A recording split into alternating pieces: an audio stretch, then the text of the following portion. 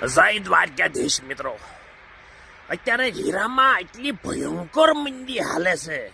એટલે એવી મંદી છે કે હવે ઇતિહાસમાં પણ મેં આવી મંદી જોઈ નહોતી મિત્રો. ભગવાન દ્વારકાધીશને પ્રાર્થના, જલ્દી આવું માર્કેટ આવું ન આવે, સારું માર્કેટ ખુલ્લી જાય, રત્ન કલાકારો જલ્દી એના કામે સડી જાય. પણ અત્યારે કહેવાનો મિત્રો એ છે કે લેબ્રોન ડાયમંડ છે એના લીધે અત્યારે માર્કેટમાં બહુ મંદી હાલી રહી છે. એટલે ટૂંક સમયમાં હીરામાં લેબ્રોન ડાયમંડમાં કિલોમાં વહીવટ થવાના છે અને ટનમાં વહીવટ થવાના છે.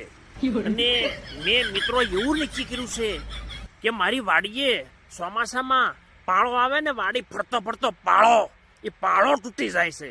એટલે મેં એવું નક્કી કર્યું, હીરા જ્યારે ટનમાં વેચાય ત્યારે એ હીરાનો લેબ્રોન ડાયમંડનો પાળો આખો બાંધી લેવો છે મિત્રો, બરાબર, લેબ્રોન ડાયમંડથી. એટલે એમાં મારે 1000 ટન જેવો માલ જોઈએ, બરાબર. 1 ટનમાં 1000 કિલો આવે, 1000 કિલો 1 ટન થાય મિત્રો.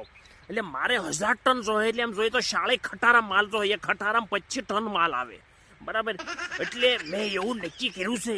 એટલે મારું કહેવાનું એમ છે, ઓરિજિનલ હીરા જો ન હાલે તો આ લેબ્રોન ચાલુ કરી દેવાય. કારણ કે નોકિયા કંપની વાળાએ એન્ડ્રોઈડ નો સ્વીકાર્યું, એટલે નોકિયા ઘર ભેગી નો થઈ ગયો, બરાબર. એટલે હું એમ કહું છું, ઓરિજિનલ હીરા વાળા જેટલા હીરા કારખાના આકેશે નો હાલે તો પછી લેબ્રોન નું ચાલુ કરી દેવાય. મારું કહેવાનું એમ છે, પટ્ટા ચાલુ કરીને મશીન હેન્ડલ બાંધી સકલો મારીને વેતો કરો મિત્રો. કારણ કે કારીગરો બહુ રખડે છે મિત્રો, બરાબર. આપણી નૈતિક જવાબદારી છે ભલામણા. એટલે આવું છે મિત્રો, બરાબર. જય દ્વારકાધીશ. ભગવાન દ્વારકાધીશને પ્રાર્થના, જલ્દી માર્કેટ આવી જાય અને બધા લેબ્રોન ચાલુ કરી દે.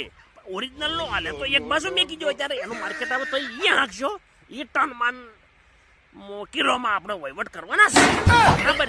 જય દ્વારકાધીશ મારા.